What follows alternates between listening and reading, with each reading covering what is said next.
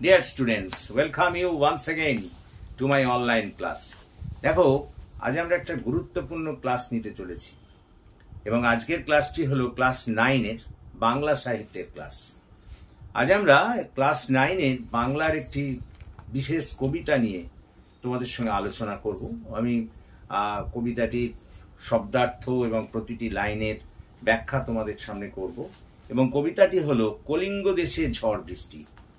কবি কঙ্কন মুকুন্দরাম চক্রবর্তীর লেখা কলিঙ্গ দেশে ঝড় বৃষ্টি এই কবিতাটি আজকে তোমাদের সামনে আমি লাইন বাই লাইন ব্যাখ্যা করব এবং একই সঙ্গে যে সমস্ত এখানে শব্দার্থ তোমাদের জানা দরকার সেগুলো আমি তোমাদের আলোচনা করব।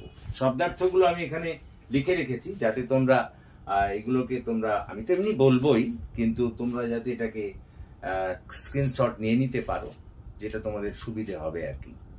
তো দেখো, আমি কলিঙ্গ দেশে ঝড় বৃষ্টি কবিতাটা সম্পর্কে একটু বলে নিই। কবি কঙ্কন মুকুন্দরাম চক্রবর্তীর যে চণ্ডীমঙ্গল কাব্যগ্রন্থ আছে, যা অনেক নামেই পরিচিত, অম্বিকা মঙ্গল বলা হয় ইত্যাদি ইত্যাদি, অভয়া মঙ্গল বলা হয়, সেই কাব্যেরই এটি অংশ বিশেষ। ক্লিয়ার? তো এখন এসো আমরা প্রত্যেকটা লাইনের ব্যাখ্যা করি। দেখো, মেঘ কইল অন্ধকার, মেঘ কইল অন্ধকার। দেখো এখানে এই যে কইল এর গদ্যরূপ, মানে কইল শব্দটার অর্থ হলো করিল বা করলো। তাহলে প্রথম লাইনটার মানে হলো মেঘ কইল অন্ধকার, মেঘ কইল অন্ধকার মানে হলো মেঘ অন্ধকার করে দিল, মেঘ অন্ধকার করে দিল, অর্থাৎ গোটা আকাশটাকে মেঘ অন্ধকার করে দিল। এতই মেঘ জমেছে আকাশে যে একেবারে কালো হয়ে গেল, অন্ধকার হয়ে গেল। দেখিতে না পায় কেহ অঙ্গ আপনার। দেখিতে মানে দেখতে, না পায় মানে পায় না, কেহ মানে কেউ, অঙ্গ মানে দেহ বা শরীর, আর আপনার মানে নিজের।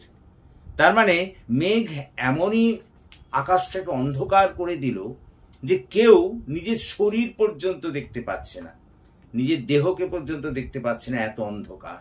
তাহলে দুটো পংক্তির মানে হলো মেঘ আকাশকে এমন অন্ধকার করে দিল যে যে কেউ নিজের শরীরটাকে পর্যন্ত দেখতে পাচ্ছে না। কথাটা বোঝো। ঈশানে উড়িল মেঘ সঘনে চিকুর, উত্তর পবনে মেঘ ডাকে দূর দূর। ভালো করে শোনো। দেখো, এই ঈশানে কথাটার অর্থ হলো উত্তর পূর্ব কোণ, তাকে বলা হয় ঈশানে। ঈশানে উড়িল মেঘ সঘনে চিকুর, সঘনে মানে ঘন ঘন, আর চিকুর শব্দের অর্থ এমনিতে মানে চিকুর মানে কেস, এখানে কিন্তু বিদ্যুৎ। তার মানে উত্তর পূর্ব দিকে থেকে মেঘ উড়ে এলো এবং ঘন ঘন বিদ্যুৎ চমকাতে লাগলো। উত্তর পবনে ডাকে মেঘ দূর, উত্তর পবনে মেঘ ডাকে দূর দূর, আর উত্তরে হাওয়া ওই মেঘকে গোটা আকাশে ছড়িয়ে দিল। দেখো, উত্তর পূর্ব কোণ থেকে মেঘ উড়ে এলো এবং ঘন ঘন বিদ্যুৎ চমকাতে লাগলো, আর উত্তরে বাতাসের দাপটে গোটা আকাশ জুড়ে মেঘটা ছড়িয়ে পড়লো এবং গর্জন করতে লাগলো। তাহলে এই চারটে লাইনের মানে হলো মেঘ আকাশটাকে অন্ধকার করে দিল, এতই অন্ধকার করে দিল কেউ নিজের শরীর পর্যন্ত দেখতে পায় না। উত্তর পূর্ব দিক থেকে মেঘ উড়ে এলো এবং ঘন ঘন বিদ্যুৎ চমকাতে লাগলো, আর উত্তরের বাতাসের দাপটে তা গোটা আকাশ জুড়ে ছড়িয়ে পড়লো এবং দূর দূর করে গর্জন করতে লাগলো। নিমিষেকে জোড়ে মেঘ গগন মণ্ডল। দেখো, নিমিষেকে মানে হচ্ছে মুহূর্তের মধ্যে, চোখের পলকে। নিমিষেকে মেঘ জোড়ে মেঘ গগন মণ্ডল, অর্থাৎ মুহূর্তের মধ্যে সারা আকাশ জুড়ে মেঘটা ছড়িয়ে পড়লো। গগন মণ্ডল মানে, গগন মানে তো তোমরা আকাশ, গগন মণ্ডল মানে গোটা আকাশটায় ছড়িয়ে পড়লো। তাহলে নিমিষেকে জোড়ে মেঘ, নিমিষেকে মানে মুহূর্তের মধ্যে, জোড়ে মানে যুক্ত করে, মেঘ গগন মণ্ডল, অর্থাৎ মুহূর্তের মধ্যে উত্তরে হাওয়ার দাপটে গোটা আকাশ জুড়ে মেঘটা ছড়িয়ে পড়লো। তারপর কি বলছে দেখো, চারি মেঘে বরিশে মুষলধারে জল। কি বলছে দেখো, চারি মেঘে বরিশে মুষলধারে জল, অর্থাৎ চারি মেঘ কথাটা একটু তোমাদের বলে নিই। দেখো, এমনি চারি মেঘ মানে চারদিকের এই মেঘ, কিন্তু এখানে চারি মেঘ কথাটার আলাদা অর্থ আছে। আমাদের পুরাণে চারটে কিন্তু মেঘের কথা বলা হয়েছে। কটা মেঘের কথা বলা হয়েছে? 4টে মেঘের কথা বলা হয়েছে, 4 ধরনের মেঘের কথা বলা হয়েছে। কি কি? সেগুলো হলো সংবর্ত, আবর্ত, পুষ্পক এবং দ্রোণ। দেখো আমি এখানে লিখে দিয়েছি, তোমরা দেখে নিতে পারো। এই দেখো, সংবর্ত, আবর্ত, পুষ্কর ও দ্রোণ। তো সেই 4 ধরনের মেঘ কি করলো? বরিশে মানে বৃষ্টি দিতে লাগলো বা বর্ষণ করতে লাগলো, মুষলধারে জল, প্রবল বেগে জল। ওই 4 ধরনের মেঘ প্রবল ভাবে বৃষ্টি দান করতে লাগলো। কলিঙ্গে উড়িয়া মেঘ ডাকে উচ্চনাদ। কলিঙ্গ শব্দের অর্থ বলি, তোমরা আজকে যাকে উড়িষ্যা বলো, আগে তাকে কলিঙ্গ বলা হতো, উৎকল, কলিঙ্গ ইত্যাদি। অর্থাৎ কলিঙ্গে ওই মেঘ উড়ে এসে প্রচন্ড চিৎকার, প্রচন্ড জোরে ডাকতে লাগলো, গর্জন করতে লাগলো। প্রলয় গনিয়া প্রজা ভাবয়ে বিপদ। প্রলয় মানে ধ্বংস, গনিয়া মানে মনে করে বা গণনা করে, তারপর প্রজা ভাবয়ে বিপদ। ভাবয়ে মানে ভাবতে লাগলো বা চিন্তা করতে লাগলো, মানে ধ্বংস কথা ভেবে লোকেরা নিজেদের বিপদ সম্পর্কে একেবারে ভীষণভাবে চিন্তা করতে লাগলো। হুড় হুড় দূর দূর বহে ঘন ঝড়, বিপাকে ভবন ছাড়ি প্রজা দিল রড়। হুড় হুড় দূর দূর বহে ঘন ঝড়, অর্থাৎ ঝড় হুড় হুড় দূর দূর করে বইছে, এবং সেই বিপাকে মানে বিপদে পড়ে, ভবন মানে বাড়ি, ছাড়ি মানে ছেড়ে, প্রজা দিল রড়। রড় মানে হচ্ছে ছুটোছুটি করা, দাপাদাপি করা। অর্থাৎ যখন এই হুড় হুড় দূর দূর বেগে ঝড় বইছে, তখন প্রজারা বিপদ চিন্তা করে নিজেদের বাড়ি ছেড়ে ছোটাছুটি বা দৌড়াদৌড়ি করতে লাগলো আশ্রয়ের খোঁজে, কোথায় আশ্রয় নেবে। তাহলে দেখো, এই যে আমরা অংশটুকু পড়লাম, তার মানে হচ্ছে যে মেঘ আকাশটাকে পুরো অন্ধকার করে দিল, এমনই অন্ধকার করে দিল যে কেউ কারো শরীর পর্যন্ত দেখতে পাচ্ছে না। উত্তর পূর্ব দিক থেকে মেঘের আবির্ভাব ঘটলো বা মেঘ উড়ে এলো এবং ঘন ঘন বিদ্যুৎ চমকাতে লাগলো। উত্তরে হাওয়ার দাপটে সেই মেঘ চতুর্দিকে ছড়িয়ে পড়লো। মুহূর্তের মধ্যে ওই মেঘ গোটা আকাশ সেই একদম ছেয়ে গেল, এবং চার মেঘ, অর্থাৎ ওই সংবর্ত, আবর্ত, পুষ্কর ও দ্রোণ, এই 4 ধরনের মেঘ মুষলধারে মানে প্রবল বেগে বৃষ্টি দিতে লাগলো। এবং কলিঙ্গে মেঘ উড়ে এসে আরো বেশি করে গর্জন করতে লাগলো। লোকেরা ধ্বংসের কথা ভেবে বিপদে ভীষণভাবে চিন্তিত হয়ে পড়ল, এবং হুড় হুড় দূর দূর করে ঝড় বইতে লাগলো। তখন সেই ঝড়ের দাপটে বা সেই ঝড় দেখে সমস্ত প্রজারা কি করলো? নিজেদের বাড়ি ছেড়ে রাস্তায় নেমে এলো, এবং কোথায় আশ্রয় নেবে সেজন্য তারা দৌড়াদৌড়ি করতে লাগলো। কথাটা বোঝার চেষ্টা করো। পরের স্ট্যান্ডে দেখো, ধুলে আচ্ছাদিত হইল যে ছিল হরিত। ভালো করে শোনো, ধুলে মানে ধুলায়, ধুলের গদ্যরূপ হবে ধুলায়, আচ্ছাদিত মানে আবৃত, ঢাকা পড়ে যাওয়া, মানে যা সবুজ ছিল তা সম্পূর্ণ ধুলোয় আবৃত হয়ে গেল। এই শস্যর কথা বলছে, ফসল যা সবুজ ছিল তা সম্পূর্ণরূপে ধুলোয় কি হয়ে গেল? একেবারে আবৃত হয়ে গেল। উলটিয়া পড়ে শস্য প্রজা চমকিত। উলটিয়া মানে উল্টে পড়া, মানে ওই ঝড়ের দাপটে ফসল সব উল্টে পড়লো, এবং তা দেখে প্রজারা ভীষণভাবে কি বলবো হতভম্ব হয়ে গেল, চমকে গেল। চারি মেঘে জল দেয় অষ্ট গজরাজ, সঘনে চিকুর পড়ে ব্যঙ্গ তর্কাবাজ। ভালো করে শোনো, চারি মেঘে জল দেয়, আমি তো বলেইছি আগে, 4 মেঘ জল দিতে লাগলো। দেখে মনে হলো অষ্ট গজরাজ। এখানেও একটা পুরাণের কথা আছে, জানো, আমাদের পুরাণে বলা হয়েছে 8টা হাতি আমাদের এই পৃথিবীকে ধারণ করে আছে। আমি সেই হাতিগুলোর নামও লিখে দিয়েছি এখানে, দেখো, ঐরাবত, পুণ্ডরিক, বামন, অঞ্জন, কুমুদ, সার্বভৌম, পুষ্পদন্ত ও সুপ্রতীক। এই 8টা হস্তি নাকি আমাদের পৃথিবীকে ধারণ করে আছে। তো এখন এখানে কবি বলছেন যে এই মনে হয় এত জোরে বৃষ্টি হতে লাগলো, যেমন মনে হলো ওই অষ্টগজরাজ মানে 4 মেঘ, 4 ধরনের মেঘ এত জোরে বৃষ্টি দিতে লাগলো, মনে হলো ওই অষ্টগজরাজ তাদের সুরে করে জল ছেটাচ্ছে। এই যেখানে বলছে দেখো, চারি মেঘে জল দেয় অষ্ট গজরাজ, সঘনে চিকুর পরে ব্যঙ্গ তর্কাবাদ, করিকর সমান বরিশে জলধারা, জলে মহি একাকার পথ হইল হারা। মানে কি? মানে বোঝাতে চাইছে চার ধরনের মেঘ, ওই চারটি মেঘের কথা আমি বলেছি, তারা এমন ভাবে জোরে জল দিতে লাগলো, দেখে মনে হলো অষ্ট গজরাজ অর্থাৎ 8টা হাতি যেন তাদের শুঁড়ে করে জল ছেটাচ্ছে, এবং এবং ওই চিকুর অর্থাৎ বিদ্যুৎ সেই বাজ হিসেবে পড়তে লাগলো। কেমন করে? ব্যঙ্গ তর্কাবাজ, ব্যঙ্গ মানে ব্যাং, ব্যাং, তর্কাবাজ মানে ব্যাং যেমন তড়াক তড়াক করে লাফিয়ে লাফিয়ে চলে, তেমন করে বাজও বজ্রপাত তড়াক তড়াক করে কিন্তু বজ্রপাত হতে লাগলো। অর্থাৎ বজ্রপাতটাকে এখানে তুলনা করা হয়েছে ব্যাঙের তড়াক তড়াক করে লাফানোর সঙ্গে। তার মানে এখানটা বলতে দেওয়া হলো চার ধরনের মেঘ এত জোরে বৃষ্টি দিতে লাগলো, যেমন মনে হলো যেন অষ্ট গজরাজ তাদের শুঁড়ে করে জল ছিটাচ্ছে। কথাটা বোঝার চেষ্টা করো। এবং সঙ্গে সঙ্গে ওই বজ্রপাত, ব্যাঙ যেমন তড়াক তড়াক করে লাফিয়ে যায়, তেমন তড়াক তড়াক করেই কিন্তু বজ্রপাত হতে লাগলো। জলে মহি একাকার পথ হইল হারা। দেখো, মহি মানে পৃথিবী, মানে পৃথিবী তার মানে মাটি এখানে, তার মানে জলে মহি সমস্ত ভূমি বা মাটি একেবারে জলে ভরে গেল এবং কোনো পথের চিহ্ন সেখানে আর রইল না। এত বৃষ্টি হলো, একেবারে সম্পূর্ণরূপে ভূমি বা মাটি ভরে গেল, রাস্তাঘাটই বোঝা গেল না, রাস্তাঘাট যেন হারিয়ে গেল। ঘন ঘন শুনি চারি মেঘের গর্জন। ওই চার ধরনের মেঘ, তারা কিন্তু ভীষণ ঘন ঘন গর্জন করতে লাগলো। কারো কথা শুনিতে না পায় কোনো জন। মানে ওই মেঘেদের গর্জনের শব্দ এমন যে কেউ কারো কোনো কথা শুনতে পাচ্ছে না। বোঝো, পরিচ্ছিন্ন নাহি সন্ধ্যা দিবস রজনী, মানে সন্ধ্যা দিবস রজনী তাদিকে আর পার্থক্য করা গেল না, সব কালো অন্ধকার হয়ে গেল।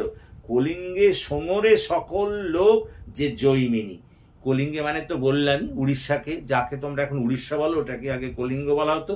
সোংরে মানে স্মরণ করে, সোংরে মানে স্মরণ করে, সকল লোক মানে সবাই স্মরণ করতে লাগলো যে জৈমিনী।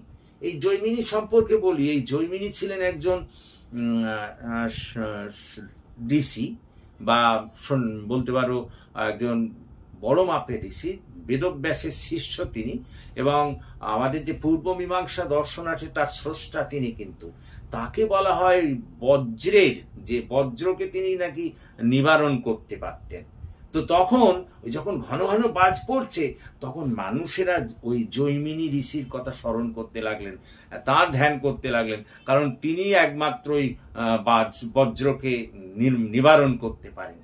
আমাদের যেমন দেখবে যখন প্রচন্ড বৃষ্টি হয় বা মেঘ গর্জন করে, আমাদের সব মা মাসিমারা দেখবে শাঁখ বাজাতে শুরু করেন, তখন মনে করা হয় যে শাঁখ বাজালে নাকি ওই বৃষ্টি আর ওই গর্জন বন্ধ হয়ে যাবে। ঠিক তেমনি ভাবে যখন ওখানে বাজ ঘন ঘন পড়ছে, ব্যাঙ যেমন তড়াক তড়াক করে লাফিয়ে চলে সেই রকম করে বাজ পড়ছে, ঘন ঘন বাজ পড়ছে, তখন মানুষরা ভয়ে ওই মানে উড়িষ্যার মানুষরা কি করতে লাগলো, ওই জৈমিনী ঋষির স্মরণ মানে ধ্যান করতে লাগলো। তার মানে তার কাছে অনুরোধ যেন তিনি এই বজ্রপাতটাকে বন্ধ করেন, কারণ জৈমিনী ঋষিকে বলা হয় যে তিনি একমাত্র বজ্রপাত নিবারণ করতে পারেন। কথাটা বোঝার চেষ্টা করো। তাহলে এই যে প্যারাগ্রাফটা আমরা পড়লাম, কি হলো? হলো এই যে ঝড়ের দাপটে ধুলোয় সমস্ত যে সবুজ যা যা ছিল, ফসল শস্য সব কিছু ধুলোয় আচ্ছাদিত হয়ে গেল, এবং ওই প্রবল ঝড়ে সমস্ত শস্য উল্টে পড়লো। চার ধরনের মেঘ এমন জল দিতে লাগলো, দেখে মনে হলো যেন অষ্ট গজরাজ, অর্থাৎ যে 8টি হাতি আমাদের এই পৃথিবীকে ধরে আছে, তারা যেন তাদের শুঁড়ে করে জল ছেটাচ্ছে। কথাটা বোঝার চেষ্টা করো। এবং সঙ্গে সঙ্গে ওই বিদ্যুৎ প্রবাহ এতক্ষণ যাচ্ছিল সেখান থেকে বজ্রপতন হতে লাগলো। কেমন ভাবে? না যেমন করে ওই ব্যাঙ তড়াক তড়াক করে লাফিয়ে চলে, তেমন করেই ঘন ঘন বজ্রপাত হতে লাগলো। আর জলেতে সম্পূর্ণ ভূমি মানে মাটি একেবারে ভরে গেল, রাস্তাঘাট হারিয়ে গেল, কোনো রাস্তাঘাটের চিহ্ন সেখানে রইল না। আর এত জোরে জোরে মেঘ গর্জন করতে লাগলো যে কেউ কারো কথা শুনতে পাচ্ছে না মেঘের এই আওয়াজের ফলে। আর সন্ধ্যা এত অন্ধকার হয়ে গেলে কোনটা সন্ধ্যা কোনটা দিন কোনটা রাত কিছুই বোঝা গেল না। সেই সময় কলিঙ্গের মানুষেরা মানে ওই উড়িষ্যার মানুষেরা ওই জৈমিনীর মুনির বা জৈমিনী ঋষির কি করতে লাগলেন, স্মরণ করতে লাগলেন, তার কাছে অনুরোধ করতে লাগলেন তিনি যেন এই বজ্রপাত নিবারণ করেন, কারণ তাকে মনে করা হতো তিনি একমাত্র বজ্রকে নিবারণ করতে পারেন। কথাটা বোঝার চেষ্টা করো।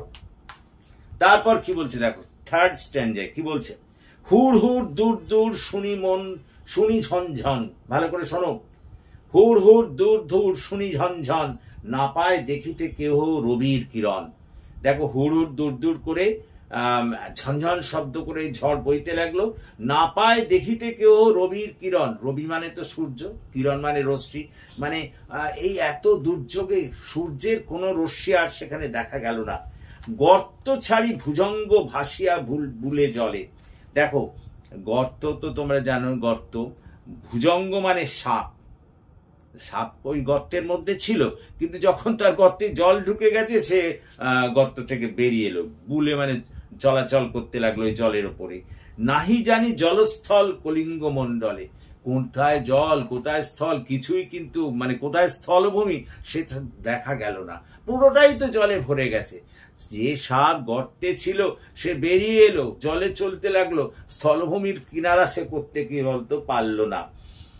নিরবধি 7 দিন বৃষ্টি নিরন্তর, 7 দিন টানা বৃষ্টি চলল, নিরবধি মানে টানা, নিরন্তর মানে সর্বদা। আর আছুক, আছুক মানে হচ্ছে যা ছিল, শস্যের কার্য হেজ্জা গেল ঘর, হেজ্জা মানে হেজে যাওয়া পচে যাওয়া। তারপর তার মানে লাইন দুটোর মানে হচ্ছে যে 7 দিন ধরে টানা বৃষ্টি চলল, তার ফলে যেটুকু শস্য মানুষের বাড়িতে ছিল সেটুকুও পচে গেল, পচে হেজে গেল বলতে পারো। মেঝাতে পড়য়ে শিল বিদারিয়া ঢাল, মেঝা মানে মেঝেতে, ঘরের মেঝেতে, পড়য়ে মানে পড়লো, শিল জানো তোমরা ওই যে বরফের টুকরো মাঝে মাঝে আমাদের বৃষ্টির সঙ্গে পড়ে, সেই শিলাবৃষ্টি হলো। বিদারিয়া ভেদ করে দিল, মানে চালের ওপরে ওই শিলাবৃষ্টি হওয়ার ফলে ওই চাল ফুটো করে মেঝেতে সেই শিলাবৃষ্টি শিলগুলো পড়তে লাগলো, মানে শিলাবৃষ্টি এমন হতে লাগলো যে ঘরের চাল ভেদ করে সেটা মেঝেতে পড়তে লাগলো। তারপর কি বলতে দেখো, ভাদ্রপদ মাসে যেন পড়ে থাকা তাল, এটাকে তুলনা করছেন ওই যে চাল মাঠ মানে ঘরের চাল ভেঙে, যে মানে ঘরের চাল মানে ধরো টালির চাল দেওয়া আছে, টালির চাল, তো দুমদুম করে টালির ওপরে যখন ওই বড় বড় শিলাবৃষ্টিগুলো পড়লো, টালি ফালি ভেঙে গেল, ভেঙে গিয়ে নিচে মেঝেতে কি বলতো ওই কি পড়লো, ওই শিলাবৃষ্টিগুলো পড়তে লাগলো। তো ওই শিলাবৃষ্টির পতনকে তুলনা করা হয়েছে ভাদ্রপদ মাসে যেন পড়ে থাকা তাল। ভাদ্রপদ মানে ভাদ্র মাসে, ভাদ্র মাসে তাল যেমন পড়ে ওই শিলাবৃষ্টিগুলো তেমনি ওই চাল থেকে দুমদুম করে মেঝেতে পড়তে লাগলো, আকাশ থেকে পড়ছে, চাল ভেদ করে মাটিতে তারা পড়তে লাগলো। চণ্ডীর আদেশ পান বীর হনুমান, চণ্ডী দেবী তখন বীর হনুমানকে আদেশ করলেন, মঠ অট্টালিকা ভাঙি করে খান খান। এবং মঠ মানে তো জানো যেখানে সন্ন্যাসীরা বাস করে, অট্টালিকা মানে বড় বড় বাড়ি, ভাঙি মানে ভেঙে ফেলা, খান খান মানে একবার চূর্ণ বিচূর্ণ করে দেওয়া। মানে চণ্ডীর আদেশ পেয়ে বীর হনুমান সব সন্ন্যাসীদের বাড়ি ঘরদোর মঠ এমনকি বড় বড় অট্টালিকা ভেঙে খান খান করে দিতে লাগলো। আমি না এখানে একটু কথা বলে রাখি, তোমাদের এখন মনে হতে পারে বাবা এত বিপদের মাঝে দেবী চণ্ডী আবার এরকম করে কেন তার হনুমানকে দিয়ে সব ভেঙে চুরে দিচ্ছেন। কারণ একটা আছে জানো, ওই চণ্ডীমঙ্গল তোমরা যদি পরবর্তীকালে পড়বে, ওই চণ্ডীমঙ্গল তোমরা যদি পড়ো তাহলে দেখবে যে দেবী কালকেতুকে দিয়ে গুজরাট নগরীর পত্তন ঘটিয়েছেন, মানে স্থাপন, নিজের মর্তধামে নিজের পুজো প্রচারের জন্য, দেবী চণ্ডী মর্তধামে নিজের পুজো প্রচারের জন্য কালকেতুকে দিয়ে গুজরাটে নগর স্থাপন করিয়েছেন। কিন্তু গুজরাটে কোনো লোকজন নেই, তো সেখানে তো লোকজন নিয়ে যেতে হবে, অথচ কলিঙ্গে অনেক লোকজন বাস করে।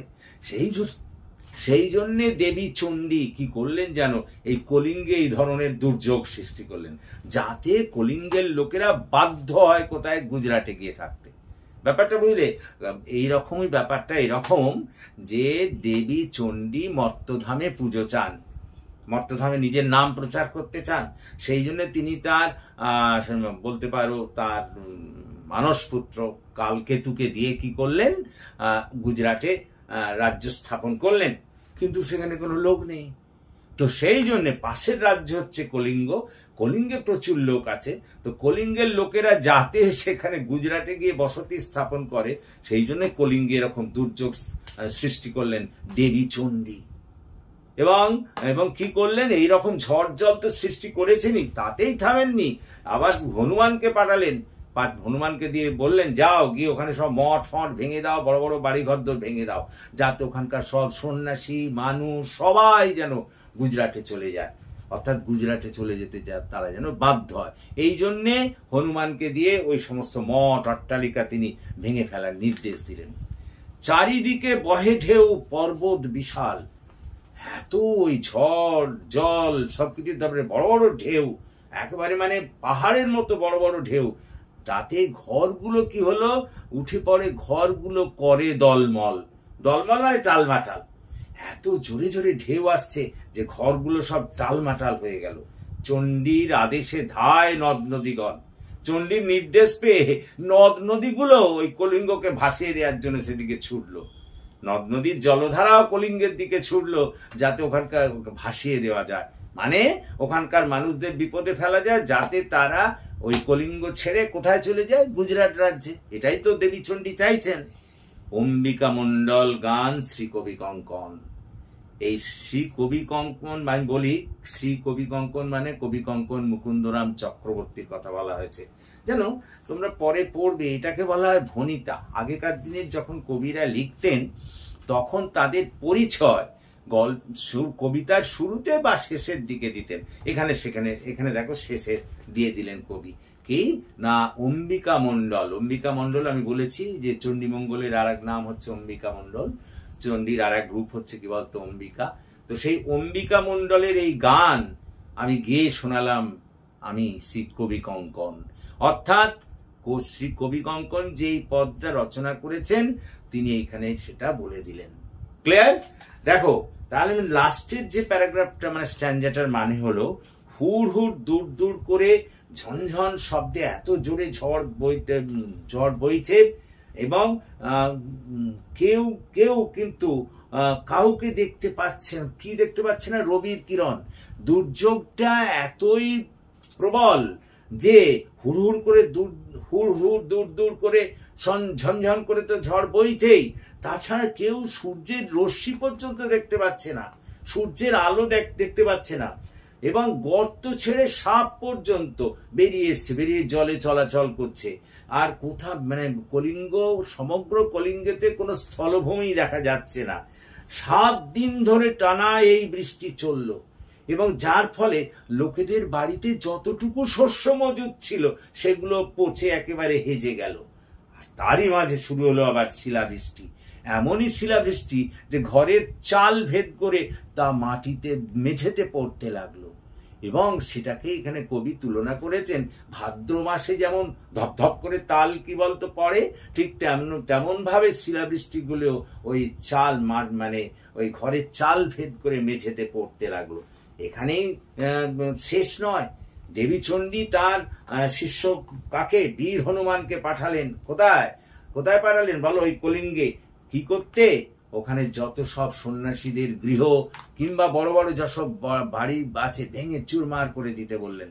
কেন বলেছিলেন আমি তোমাদের বললাম, যাতে কলিঙ্গের লোকেরা ভয়ে কলিঙ্গ ছেড়ে ওই দেবী চণ্ডী কালকেতুকে দিয়ে যেটা স্থাপন করিয়েছেন সেই গুজরাট রাজ্যে যাতে কলিঙ্গের লোকেরা চলে যেতে বাধ্য হয়, সেই জন্যই তিনি এরকম করলেন। দেবী চণ্ডী এই দুর্যোগ সৃষ্টি করলেন, এবং হনুমানকে দিয়ে কি করলেন, ওই ঘর দোর সব ভেঙে খান খান করে দিলেন। তারপরে দেখা যায় যে বড় বড় পাহাড় প্রমাণ ঢেউ ঘরে এসে ধাক্কা মারতে লাগলো, যার ফলে ঘরগুলো টলমল করতে লাগলো। এবং শুধু তাই নয়, এমনকি চণ্ডীর আদেশ পেয়ে নদ নদীগুলো ওই আমাদের কলিঙ্গের দিকে ধাবিত হতে লাগলো, এবং সেটাকে একেবারে ধ্বংস করে দিতে উদ্যত হলো। শেষে কবি মুকুন্দরাম চক্রবর্তী নিজের পরিচয় দিচ্ছেন, অম্বিকা মণ্ডল গান শ্রী কবি কঙ্কন, অর্থাৎ আমি শ্রী কবি কঙ্কন, কবি বলছেন আমি শ্রী কবি কঙ্কন অম্বিকা মণ্ডলের এই গান আপনাদের কাছে শোনালাম। ক্লিয়ার? তাহলে এই হচ্ছে আমাদের মোট লাইন বাই লাইন ব্যাখ্যা। আমি তোমাদের শব্দার্থগুলো এমনি তো পড়ানোর সময় বললামই, প্লাস এখানে আমি সব শব্দের অর্থগুলো লিখে রেখেছি। দেখো তোমরা এখান থেকে এটা নিয়ে নিতে পারো, স্ক্রিনশট নিয়ে নিতে পারো, যাতে তোমাদের পক্ষে সুবিধে হয়। ক্লিয়ার? তাহলে বোঝা যাচ্ছে যে এটা একটা চণ্ডীমঙ্গলের একটা অংশবিশেষ। কবি কঙ্কন মুকুন্দরাম চক্রবর্তী হলেন এই কবি, সেই অংশটাকে এখানে তুলে ধরেছেন। ক্লিয়ার? আমরা সেটা লাইন বাই লাইন পড়লাম। দেখো এখানে যে সমস্ত প্রশ্নগুলো তোমাদের হয়, দেখো এই সব জায়গাগুলো থেকে প্রচন্ড প্রশ্ন হয়। বিপাকে ভবন ছাড়ি প্রজা দিল রর, এই রর শব্দটার অর্থ জানতে চায়, এবং কেন তারা বাড়িঘর ছেড়ে যে গিয়েছিল সেটা কিন্তু জানতে চায়। কথাটা বোঝার চেষ্টা করো। এবং এই কলিঙ্গের সঙ্গরে সকল লোক যে জৈমিনী, এই জৈমিনী ঋষি সম্পর্কে লিখতে বলে। জৈমিনী ঋষি তো আমি বললাম যে আমাদের পুরাণে বলা হয়েছে তিনি বেদব্যাসের শিষ্য, এবং আমাদের যে পূর্ব মীমাংসা দর্শন আছে তার স্রষ্টা তিনি। একই সঙ্গে বজ্রকে নিবারণ করতে পারেন তিনি, সেই জন্য মানুষ যখনই বজ্রপাত হতো এর স্মরণ করতেন। আর যেহেতু কলিঙ্গেতে তখন বজ্রপাত হচ্ছিল, সেই জন্য কলিঙ্গের লোকেরা তাঁর শরণাপন্ন হলেন, কার ওই ঋষি জৈমিনীর, তাই নয় কি? তারপরে দেখো এই প্রায় প্রত্যেকটি লাইন থেকেই বিভিন্ন স্কুলে বিভিন্ন রকম প্রশ্ন করতেই পারে, কিন্তু তোমাদের এইরকম প্রত্যেকটা লাইনের মানে, আর এখান থেকে যে বড় প্রশ্ন হতে পারে, কলিঙ্গ দেশে ঝড় বৃষ্টির তোমাকে বিবরণ জানতে চাইতে পারে। কথাটা বোঝার চেষ্টা করো। বা কি ক্ষয়ক্ষতি হয়েছিল সেই সব কথা জানতে পারে। তার মানেই তোমাকে এই একই উত্তর হবে দুটোরই, সারাংশটা লিখলেই সেখানে চলবে। তো আশা করি তোমরা বুঝতে পেরেছো। আজকে তাহলে আমরা পড়লাম কলিঙ্গ দেশে ঝড় বৃষ্টি, এবং প্রতিটি লাইনের ব্যাখ্যা করলাম, শব্দার্থ তোমাদের জানালাম। তো তোমাদের যদি আরো কিছু এখান থেকে জানার থাকে তাহলে তোমরা আমার কমেন্ট বক্সে আমাকে লিখে জানতে চাইতে পারো। আমি আমার সাধ্যমতো সেগুলোকে তোমাদের সলভ করে দেওয়ার চেষ্টা করব। যদি তোমাদের কোনো জায়গা আরো তোমাদের কিছু জানার থাকে, আমি তোমাদের এমনকি যে উৎস সেটাও বলে দিলাম, যে কেন দেবী চণ্ডী এইরকম দুর্যোগ সৃষ্টি করিয়েছিলেন কলিঙ্গে, সেটাও আমি তোমাদের বলে দিলাম। আশা করি তোমরা সব বুঝতে পেরেছো, এবং যদি বুঝতে পারো তাহলে প্লিজ তোমাদের বন্ধু বান্ধবদের মধ্যে এই ক্লাসের কথা বলো, বা এই কবিতার যে আমরা আলোচনা করলাম এটা তাদের মধ্যে শেয়ার করে দাও। এবং তোমরা যারা আমার এই চ্যানেল দেখছো, প্লিজ সাবস্ক্রাইব মাই চ্যানেল। তোমরা যারা নতুন তারা আমার এই চ্যানেলটিকে সাবস্ক্রাইব করো, এবং পাশে বেল আইকনটি বাজিয়ে দাও, যাতে আমার এই ভিডিওগুলিতে যখনই হবে আপলোড করা হবে তোমরা যাতে সবার আগে পাও। তা আশা করি সবকিছু বোঝা গেছে। এটাকে একটু স্ক্রিনশট নিয়ে নাও, তাহলে তোমাদের পক্ষে সুবিধা হবে। তো পরে যে তোমাদের যদি কিছু জানার থাকে, মানে অন্য কোনো কবিতা বা যদি তোমাদের গল্প সাহায্যের প্রয়োজন হয়, তাহলে আমাকে বলতে পারো। তার উপরেও আমি ভিডিও তৈরি করব, আপলোড করব তোমাদের জন্য। আমি তোমাদের জন্য সব সময় তোমাদের পাশে আছি। So that's all for this day. Thank you for watching and listening. So good night to all of you.